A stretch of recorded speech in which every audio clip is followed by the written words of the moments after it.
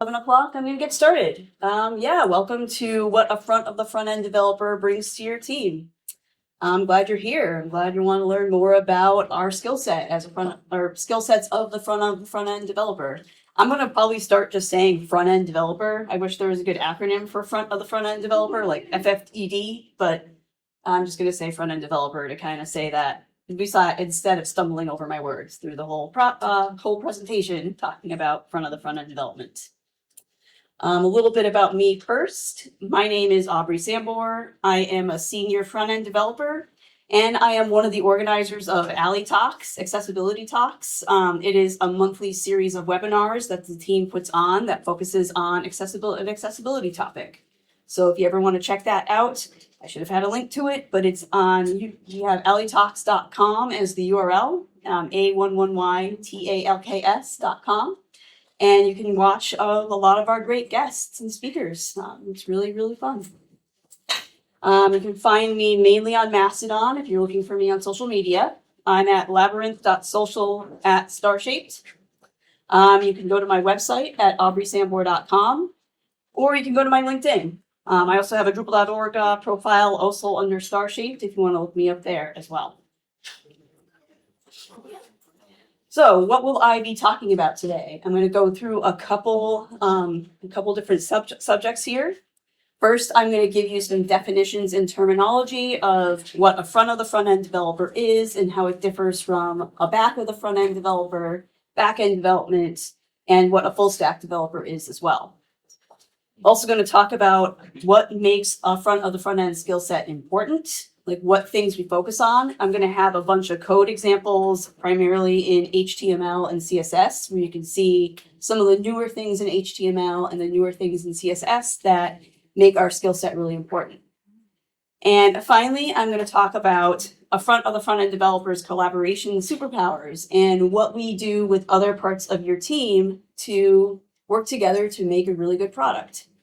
So those are the main areas that I'm going to be talking in. I'm going to be showing some code pens with some examples. Hopefully I've got it all set up well on here. But yeah, you can see some cool things that we can do in HTML and CSS. So first, some definitions. What is a front of the front end developer? I've got a couple things. A front of the front end developer. We keep up with modern CSS. We read different articles about new things that are coming out. We listen to podcasts. We really try to keep up with what's coming up in CSS. We also focus on semantic HTML, and this is important for a lot of reasons. It's good to know which HTML elements are the best to use in each scenario.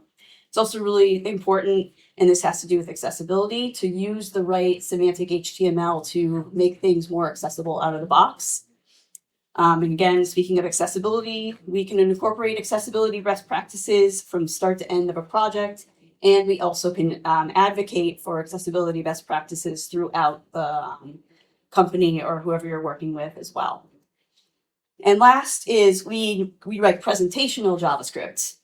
Like show hide toggles or animation, JavaScript animations, things like that. Like we write a lot of the presentational JavaScript that you see on the page and not necessarily the JavaScript that powers kind of more the back end of the site. Next, my slides are out of order. Next is what is the back of the front end developer.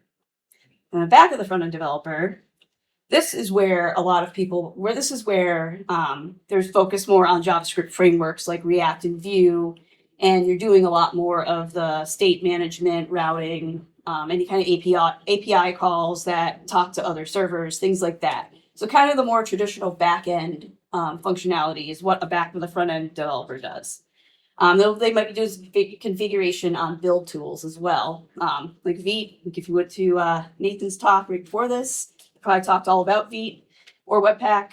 And so that's kind of what the things they focus on there. Well, what about full stack developers? I know you've probably heard of that term, and there's a couple different definitions of a full stack developer. And my first definition that I'm going to talk about is more full stack in the realm of front end development. And I'm being a little, what's going on with my slides? My slides are out of order. There we go, found the right one. Full stack developer theoretically can handle the responsibilities of both the front of the front end developer and the back of the front end developer, and quote unquote equally proficient at both back and front end technologies. And of course, I have to put is a magical unicorn that can do it all. Like, and to go through this, I have a quote from Brad Frost that when he wrote about this. And he says on an article, full stack developers, in my expertise, full stack developers always translates to programmers who can do front end code because they have to, and it's easy. Yeah, it's not so easy. There's a lot of things you need to know to know in the front end. Like you need to know how to write really good CSS. You need to know how to write the best, use the best semantic HTML element for whatever you're building. So that's what Brad Frost is talking about when it comes to full stack developers. But you've probably also heard full stack as a different definition too, not just pertaining to the front end space. Since this is a Drupal conference, I'm going to talk about what full stack in Drupal usually means. And this one, in the Drupal community, full stack developer can be a developer who writes Drupal modules, maybe does some of the site configuration, proficient in PHP, knows how to write things using object-oriented programming, using Symfony, and can handle the front end, but it may or may not be their forte. So it's similar, but back end, usually full stack. When I was coming up in the industry, full stack usually meant someone who knew PHP and CSS and HTML. And now it means more, depending on the circles you're in. Full stack development means you know how to do front end JavaScript and back end JavaScript. It's a lot more JavaScript centric than it used to be. But this one still is. This one's still being used as well, especially in the Drupal community where there's PHP. So this is more the full stack definition in this part of the web development community. All right, next up, I'm going to talk about why our front end skills matter. Like what makes these skills really, really important, and why does it matter to include these kind of skill sets on your team when you're building a product? And I'm going to go over the important skills that we offer. I've gone over these already, but it's semantic HTML, modern CSS, presentational JavaScript, and some accessibility knowledge, accessibility skill sets, knowing accessibility, and knowing when to put it into a project, again, from start to finish, but knowing how to make the changes we need on the websites. So first, I'm going to talk about semantic HTML. We know how to, like I've said, we know which HTML elements to use in each scenario. We know the difference between a button and a link, when to use a button, when to use a link, and just making sure that you aren't breaking your website by not using the wrong ones. We know how to use something like details and summary elements. I'm also going to talk a little bit about the new invoker commands API, which is something that you're able to implement popovers and dialogue element without really writing any JavaScript. So that's a really good thing to know if you're ever trying to implement popovers or dialogues. So I'm going to go through these, and I'm going to have some examples of some of these items, such as the invoker commands API items with a popover and a dialogue, in case you've never seen those before. First, I'm going to talk about what the difference between a button and a link is. And it's very important to know when to use a button versus when to use a link. And as a rule of thumb, you want to use a button to trigger an action, such as submitting a form, or if you're opening and closing site navigation, you're going to want to use a button for that. Or if you're opening a popover or a dialogue element, anything that does an action is when you want to use a button. And you want to use a link when you want to navigate to a different page, either on the same site or externally. So if you're navigating somewhere else, that's when you're going to want to use a link and not a button. So it's always good to know where to use which one. I know I've seen some areas more, especially with links. I've seen people using links to open a modal or do things like that. when really that should be a button because that's more triggering an action. Next up, the details and summary elements. If you haven't, these have been around for a little bit now, but they're good to know if you're wanting to create a disclosure element.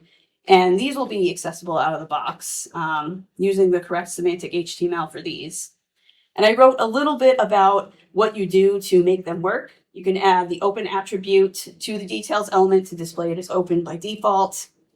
You can add the name attribute if you have multiple details on the same page. And that way, when you're opening and closing them, one will stay open and the other ones will close if they're all if they all have the same name. And there's the marker pseudo element, and this can be used to style the open and close indicator. So these are things you can do with them. I'm going to show an example of a details and summary element later on in the slide when I get to talking about presentational JavaScript. So yeah, you'll be able to see that there. Another thing that's new in HTML, and it's new in the sense that it's only supported in one browser right now. It's supported in Chromium browsers, but it's interesting to talk about the invoker commands API. Now this is going to make implementing popovers and modal dialogues a lot easier without using JavaScript. I have a little bit of information about this before I go to the next slides that show examples of these. So there's two new elements to the button. These will get added to the button element because that is the element you use when you're trying to trigger an action. So there's the new command and command for. And command for acts as the connector between the button and whatever element you're trying to take the action on. And the command contains the action that should be taken to the element itself. And right now, out of the box, default commands only work on the popover API and on HTML dialogues. And there's only a couple different things you can do with them. Like right now, you can open, close, and toggle. And you can also do a custom, you could actually also write a custom command as well that you can apply to other HTML elements. So the first thing I'm going to talk about is the popover API. And this creates a popover on a page. And with with the default API, the one that existed before the invoker commands API, you use a popover target attribute. So you say popover target equals show, hide, toggle. Or you can use JavaScript to add more fine-grained control with that. And the invoker commands API essentially does the same thing as popover target, but it uses command and command for. So I'm going to show an example of this, and hopefully you can get this to work correctly. Go here, go here. And I've got a code pen, which is the wrong one. Where's the first one? All right, so I've got an example here on the screen. It's a code pen. If I make it a little bit bigger, that's not good. Much bigger. So it's a button that says, if I go over here and read it, it says toggle popover. And I've got some HTML and some CSS, but really all you need to care about in this example is the HTML because that's what's controlling everything. I didn't have to write any JavaScript to make this popover work. And you can see my button is command for my command. I just called it my command popover. And the command that is built into HTML right now is toggle popover. And then I've got my div with the popover attribute, which you need to add to anything you want to make a popover. And it will just say popover content in it. So when I click on it right here, you'll see a little popover, like down here. And it just says popover content. And that happens automatically without writing any JavaScript to do this. So the popover API is pretty cool. You're able to do this kind of thing without having to write any JavaScript. So makes it really nice to just keep it contained and not have to maintain any other JavaScript when you're doing this. I got that one. I'll go back to my slides.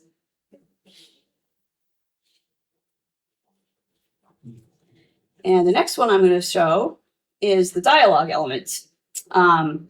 This one is used to create a dialog box that can be either modal or non-modal. And there's a whole thing about the difference between a modal dialogue and a non-modal dialogue. So I have a couple little brief examples of which one is which. A modal dialogue cannot be light dismissed. And light dismiss means it can be dismissed when you're clicking outside of the dialog. It can't be light dismissed by default, because literally a couple days ago, a new command has been added to dialogs where you can make them light dismissed. But for the most part, by default, you can't click outside of a modal dialog to close it.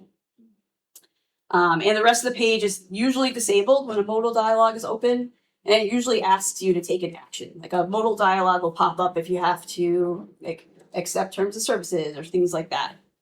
And so you can't access the rest of the page. You can't access the navigation. There's usually a backdrop, like a kind of light gray overlay behind a modal dialog. So you definitely see them on the web. And yeah, so there's modal dialogs. And a non-modal dialog does not disable the rest of the site. So you're still able to navigate through. It's kind of more, it's not like a thing where you need to take an action when you're using a non-modal dialog. And right now, the Invoker Commands API only supports modal dialogs. So if you're using this API, the only kind of dialogs that it creates is modal dialogs. So is this like a new pop-up that you can't disable in your browser? So the question was this a new kind of pop-up that you can't disable in the browser? It's not really, you can still disable it. Like the way you build these is you have to have a mechanism to disable it or to close them. Like that's part of the accessibility of these, is that these always have to have a like a X or something, or a close button, something that closes them. If not, then yeah, that's bad. It's bad UX to not have the close. But that's when you're implementing these, and you'll see in my dialog example, I've got a close button because you need to add it for accessibility, or else when people can't get out of your modal, that's really bad. So, all right, I'll show an example of this modal dialog.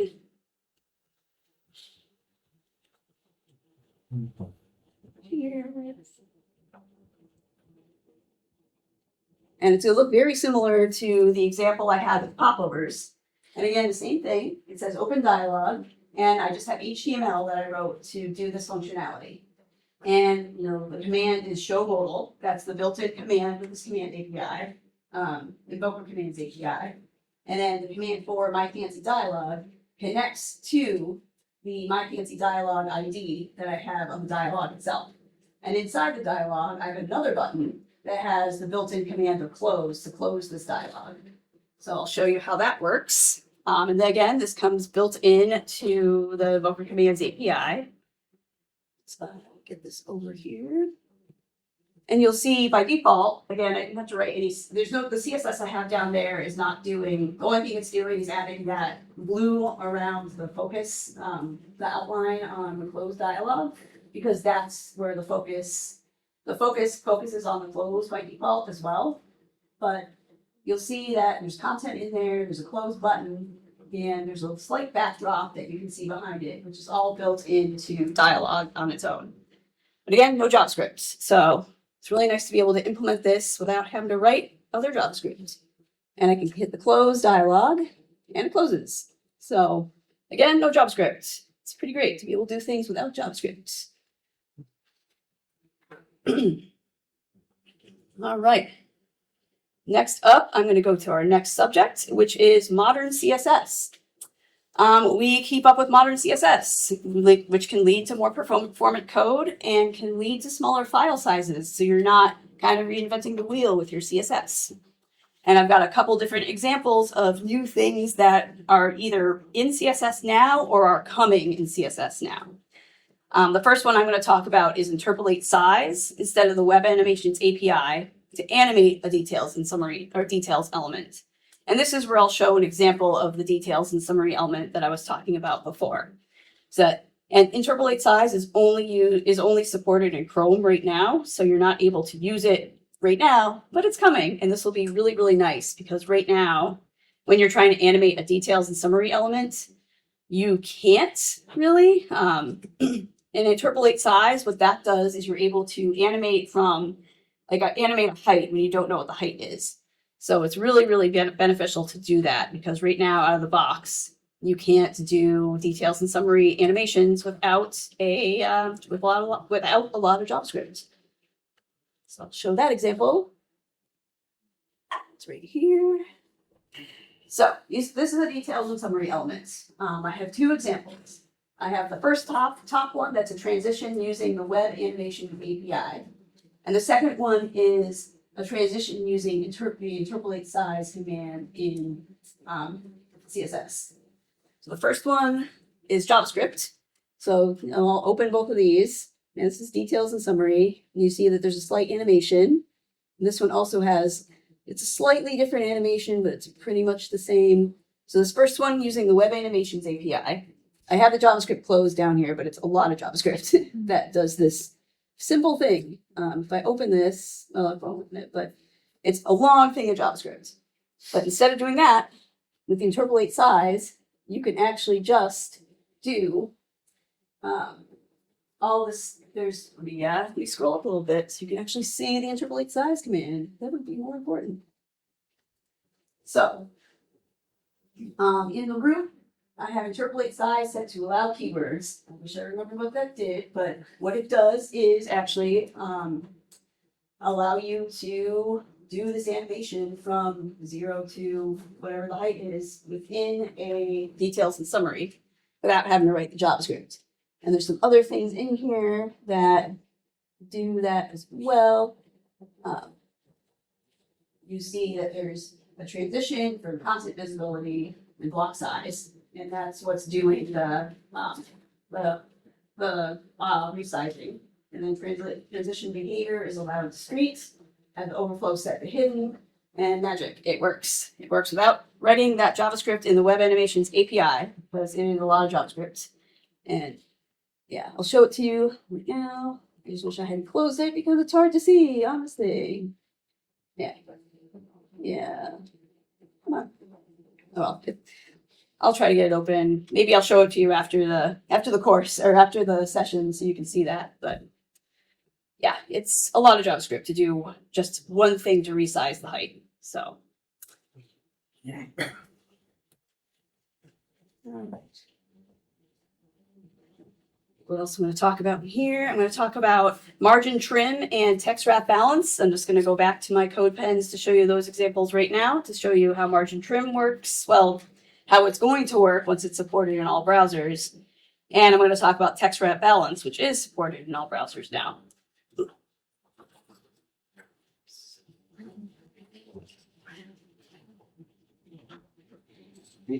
So, margin trim by default. You'll see here, this is an example I built, margin trim. You'll see right now, margin trim is not supported in Chromium browsers. I'm using Vivaldi as my browser choice here, which is based on Chromium. And I wrote a supports little red button, a red bar that says, no, your browser doesn't support margin trim. And you can see my example down here. I've got a list of 3 items. There's some padding in between each item. But the last one, item 3, since there's a margin on the bottom of that item 3, and there's a margin around the entire element that it's contained in, you'll see that there's some extra space on the bottom. Now, what margin trim is going to do, once this is actually supported across the board, is it is going to actually do what you want it to do. It's only supported in Safari right now, and here's the same example in Safari. I have a message that says, yay, your browser supports margin trim. And you can see that the extra space below item 3 looks the same as the space between item 1 and item 2. So this is a way to avoid writing the margin bottom not last child, margin bottom 0 or margin block end 0. So it's going to be really convenient to be able to do something like that because I'm always really annoyed that the last item has that extra space. So once this is supported, this will be pretty great.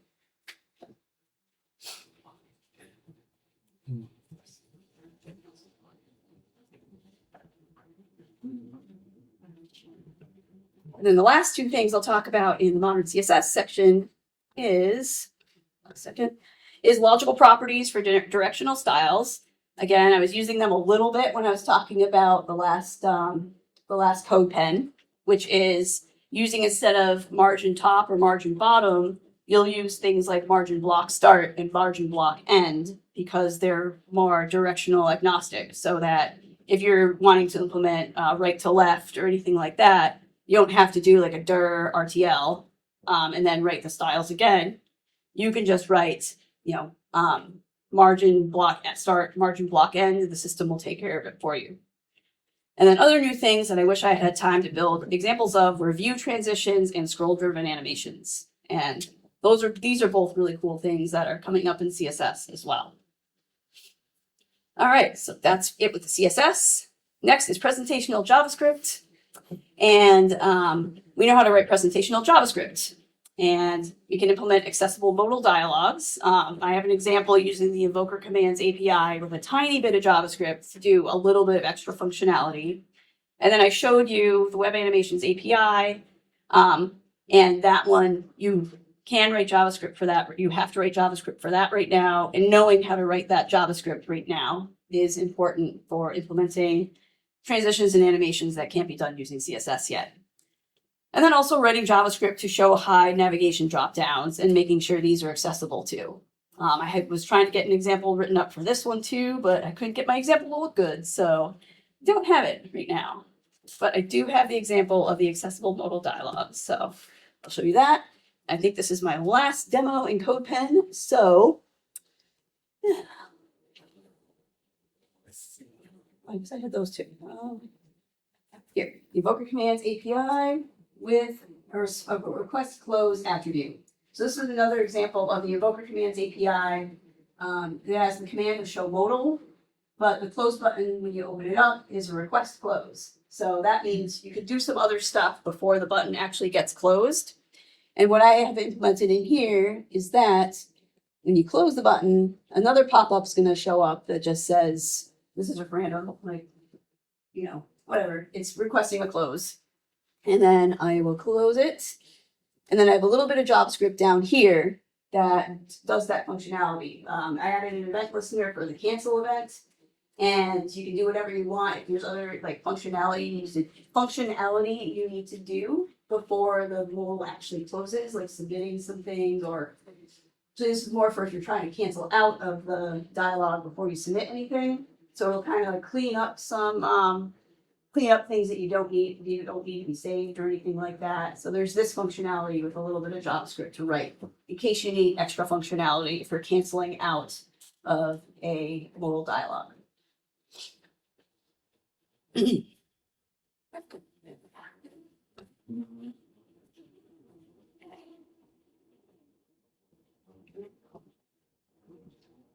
Hold on a second. Knew this was going to screw up at some point. What happened to it? All right. I lost my slides, or I lost my slide notes. Oh, whatever. Sorry about that. Sorry about the technical difficulties.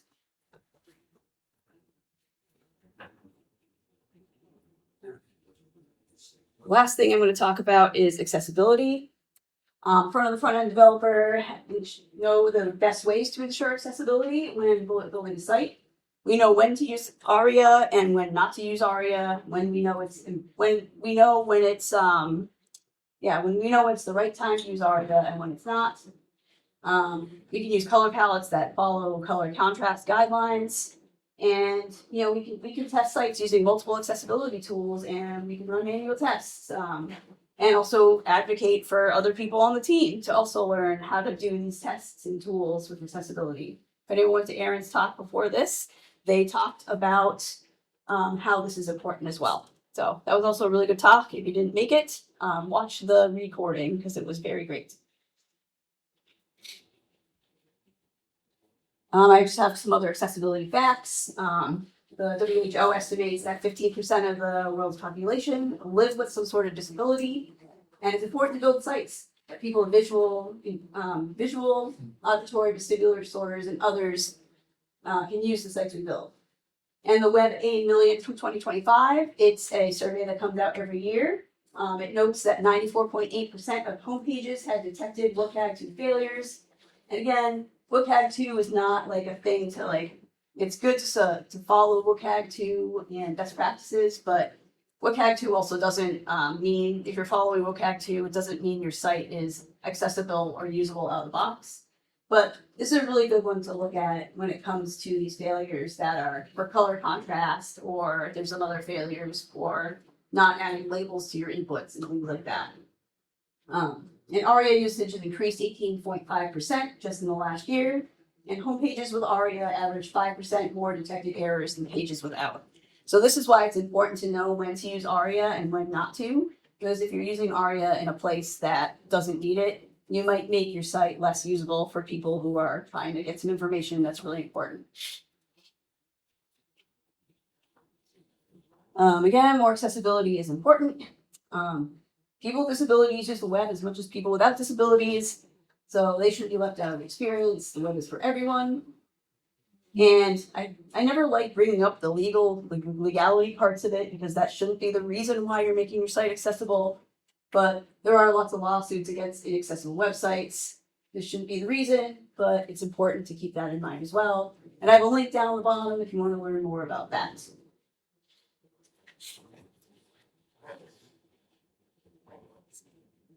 To summarize, front-end developers add a lot to the team. Our skills matter to the success of a project. And the last section I'm going to talk about is how front-end developers, how we collaborate with others. And this one, collaboration with your team. Most important job is collaboration. Some front-end developers have design experience, so they can assist designers and work with designers with either building prototypes or giving feedback on prototypes and wireframes. Some have back of the front-end experience, so they can step in and add any kind of framework front-end tweaks to JavaScript, or ensure that any React code is actually following accessibility guidelines or is using semantic HTML. Because I know there's lots of I've seen examples of React code that uses div role button and is using a div as a button.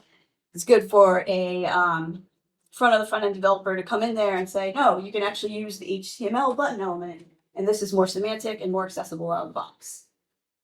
And we also some people have the full back-end developer experience, so they can help implement the design in a way that makes the most sense with the back end. I'll go over a couple of these in detail. Collaboration with designers. We can, like I said, we can work alongside a designer at the start of a project, and it helps the development process later on. I feel like front-end developers in particular, getting them in on a project as early as possible is really, really important, just so there's not issues with the design, implementing the design later on down the road. So I always advocate for front-end developers and designers to collaborate very, very close together so that everyone's building a product that actually works.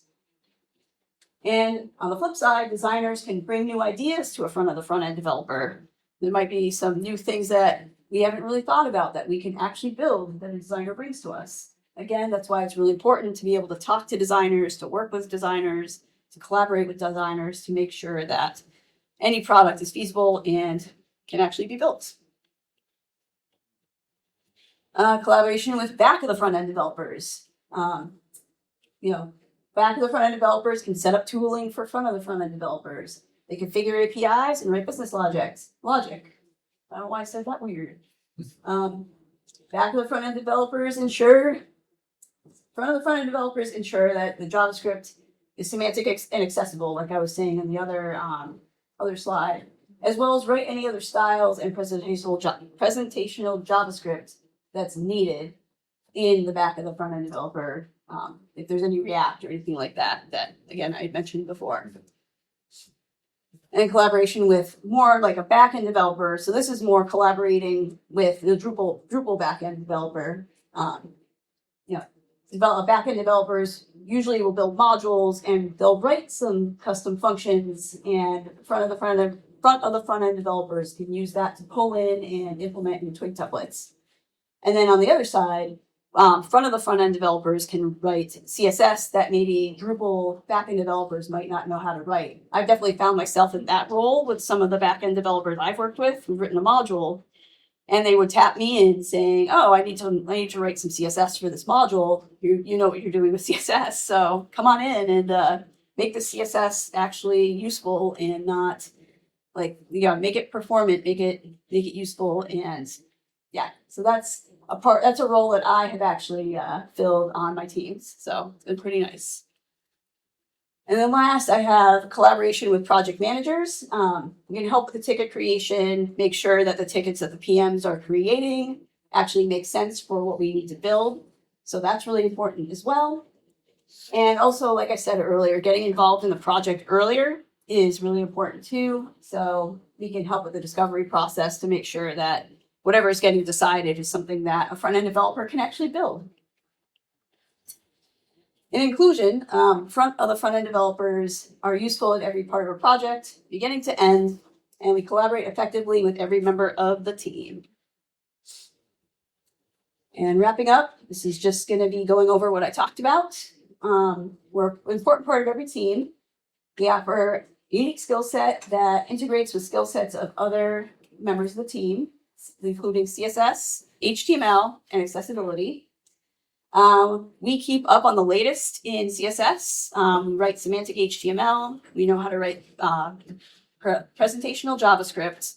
And we keep accessibility first and foremost in our mind. And we effectively collaborate with all members of the team, including other back-end developers, front-end developers, project managers, and most importantly, designers. If you want to read more, I've got a couple of links about front-end development and front-end development in general. If you want to kind of take a deeper dive into some of the things that I talked about today. And again, if you want to find me, you can add me on Mastodon. You can go to my website, or you could go to my LinkedIn and see what else I've been up to. And that's it. Thank you for being here.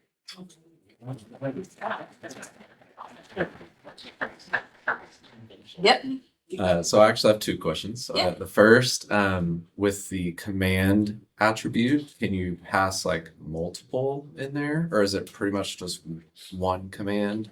The question was about the command, like the invoker commands API, and whether you can pass in multiple attributes to one. As far as I know, you can only pass in one at a time, and it's only really supported, like I said, with popovers or dialogues. And there's not really a case to pass more than one in, because you're usually either showing, hiding, or toggling. So you're calling one thing at a time. So right now, I don't believe there is that option. Okay. And then let's see. Second, does it have? Is there native support in there for like hitting escape or clicking outside the modal to close it, or would that need to be done in JavaScript? Yep. The question was, does it? Can you use escape to close out of the modal and things like that? Yes, that is supported out of the box with it. So you don't have to implement that with JavaScript either. Should have showed that, but yeah, you can do that out of the box with it too. Yeah. What's your I didn't know about the invoking command stuff, but what's your opinion of like HTMX, which is in core now, which is kind of starting to introduce a similar thing where you're doing actions with HTML attributes, if I'm describing that right. And in some ways, I see that having a lot of potential for front end developers, because it's a library, but then you're not writing JavaScript, you're writing attribute. There's like an overlap and similarity, which clearly says there's some need there for HTML attributes providing interactivity. And I guess what's your opinion of that, or thoughts on where it's in core or even in the larger community of front-end development? Yeah, I actually did. The question was, I'm sorry, I don't know anything about the thing you talked about. It's HTMX. HTMX. HTMX, Okay. yeah, that's replacing the Ajax system in core. Okay, My yeah. coworker is heavily on that, but that's why. Yeah, HTMX. So the question was, what is my opinion on HTMX? Sorry, I didn't understand what you said, but It's a one Yep. letter. yeah, HTMX. I actually haven't done anything with HTMX, and I haven't been keeping up with what's been going on with it in core. But if it's something that's allowing, instead of having to write like a lot of extraneous JavaScript and it's like wrapping things up in commands, I think that would be a good thing depending on how the commands are actually written. So yeah, I'll have to look into that a little bit more and see, because I've heard of HTMX, but I haven't actually explored it myself. So that is a good thing for me to check out, especially if it's going to be a triple core and replacing Ajax. So it's really good to know. So thank you for bringing that up. Thanks. All right. Any more questions? All right, if not, feel free to come up and you can talk to me about CSS and HTML and accessibility after this, or I'll be at the after party after this event. So thank you very much for attending.